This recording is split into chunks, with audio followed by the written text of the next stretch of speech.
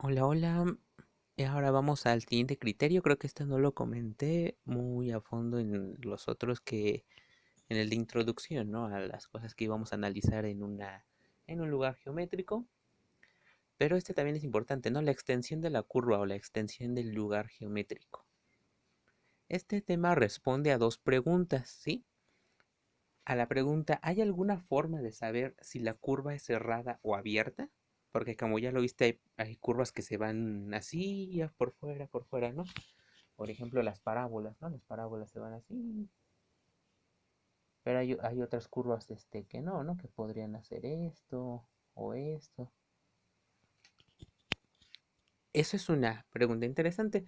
Y la otra pregunta interesante es ¿cómo localizo yo la curva en el plano? ¿Sí?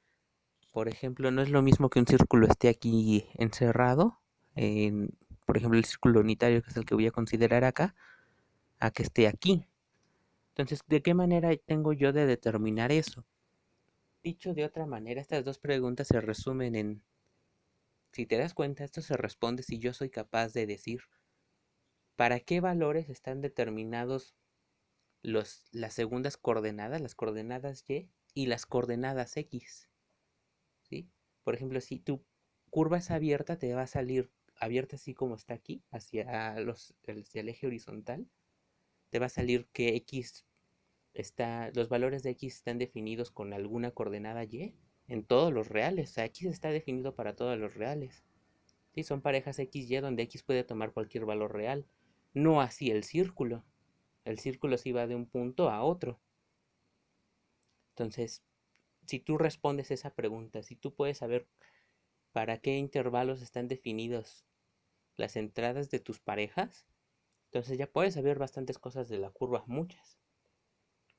Como ejemplo, hago que consideremos la ecuación que está determinada por esta, ¿no?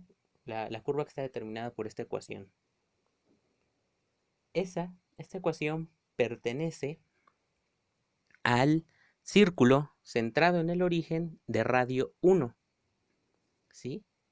Yo quiero saber para qué valores de y está definido y para qué valores de x está definido. ¿Cómo puedo yo saberlo? Porque eso no está definido para cualquier par de x y y valores. Por ejemplo, dale el valor de x a 3 y el valor de y a 3. Es 3 y 3 9. Entonces te da 18 y 18 no es igual a 1, ¿no? O 2 y 0. Es 4 y 0 y no te da el valor que tú quieres. O raíz de 2 y 0 y tampoco te da. Entonces, ¿de dónde a dónde va y y de dónde a dónde va x? Intuitivamente, por cómo ya te dije que es la curva que se va a dibujar, podrías decir, bueno, es que el radio es 1, entonces ya tiene que ir de menos 1 a 1 y x de menos 1 a 1. Pero vamos a ver eso, vamos a ver eso. ¿Cómo se ve eso analíticamente? Es decir, de una manera más vulgar, con cuentitas. ¿Cómo se ve eso con cuentitas? Para poder hacerlo con cualquier curva. Pues tú despejas una de las dos variables, despejar muy entre comillas, no me gusta decirlo así, pero es lo que entendíamos en preparatoria por despejar, ¿no? O sea, lo que eso signifique. Pero más bien estamos determinando para qué valores posibles está la y para qué valores posibles se determinan tus coordenadas x. Por eso yo voy a expresar a y en términos de x, ¿sí? Voy a hacer la curva resolviéndola para y, se dice. Voy a resolver la curva resolviendo la ecuación para y. Si y al cuadrado es igual a 1 menos x cuadrada, entonces y no es igual a raíz de 1 menos x cuadrada. Te estarías brincando un valor. Y aquí tiene dos posibles valores, uno con signo más y uno con signo menos, que no es lo mismo que decir uno positivo y uno negativo. Es uno con signo más y uno con signo menos. Por supuesto, uno va a ser positivo y el otro negativo, pero no te vayas con la finta de que el que tiene signo más es el que es positivo y el que tiene signo menos te va a dar el negativo. ¿Sale? Entonces, aquí te va a dar una raíz que tiene aquí un argumento, ¿sí? Que es 1 menos x cuadrada. Para que esté bien definida esa raíz y con ello esté bien definido y saber de dónde va, de a dónde tiene que ir y de a dónde tiene que ir x, tenemos que determinar para qué valores lo que está dentro de la raíz no va a ser negativo, ¿sí? Intuitivamente tú lo puedes ver aquí. Si x llega a ser un valor mayor que 1, ya se fastidió todo porque pues x ya alcanzaría un valor muy grande, un valor no lo suficientemente grande como para rebasar a 1, ¿no?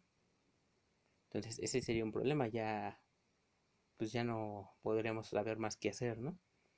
Y si tú dices, ¿para qué valores de x? ¿No? Entonces acaba la pregunta, ¿no? ¿Para qué valores de x 1 menos x cuadrada es mayor o igual que 0? Pues para los valores de x donde x cuadrada es mayor o igual que 1. Pero x cuadrada puede ser, tu x puede ser positiva o negativa, entonces aquí deberíamos tomar el valor absoluto o lo que es lo mismo considerar x entre el intervalo menos 1 y 1. ¿Te das cuenta? ¿Por qué? Fíjate, si yo lo mando al menos 1, me va a dar 1 también. Y si lo mando al 1, me va a dar 1 también. Si lo mando al menos 0.2, me va a mandar también al cuadrado de 0.2, lo mismo si evalúo en 0.2. Entonces, por eso va a ir en un intervalo de menos 1 a 1, ¿sí? Porque la x cuadrada siempre va a ser positiva. Entonces, si tu x ya sea que tome menos 1 o 1, es donde va a estar bien definido, ¿sale? Entonces la x tiene que ir de menos 1 a 1. Lo mismo va a pasar con y, porque si tú despejas la y de aquí, también te va a salir que y tiene que ir de menos 1 a 1. Y lo importante aquí es preguntarte, bueno, ¿y qué pasa cuando x es menos 1? Cuando ya está en el extremo. Pues entonces estamos hablando de este punto, de un punto extremo que está aquí, donde ahí y es 0. Y aquí también. Entonces esa curva tiene que ser cerrada por estos lados. Pero también aquí, porque y se va a hacer 0 cuando x es menos 1 y cuando x es 1.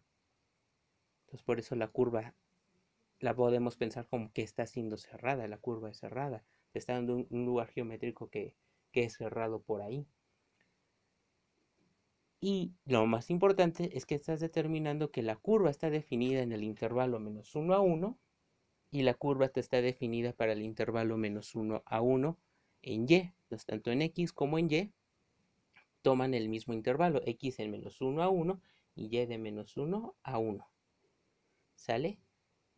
Finalmente, entonces dices, bueno, ¿y qué es esto entonces de extensión de la red, de la curva? Porque me has estado hablando de un montón de cosas que tienen sentido quizá, pero no sabemos por qué le llamamos eso extensión de la curva, ¿no? Entonces vamos a llamar extensión de la curva a la determinación de los intervalos de variación para los cuales los valores de x y y son valores reales, es decir, que están bien definidos, ¿sí? Eso de los intervalos de variación simplemente es en qué intervalo está bien definido. X en qué intervalo vale, y en qué intervalo vale. ¿Y cómo los obtienes? Como lo hicimos allí. Los vas a determinar resolviendo la ecuación para x y resolviendo la ecuación para y. ¿Sale? Si no te queda muy claro, vamos a ver ejercicios.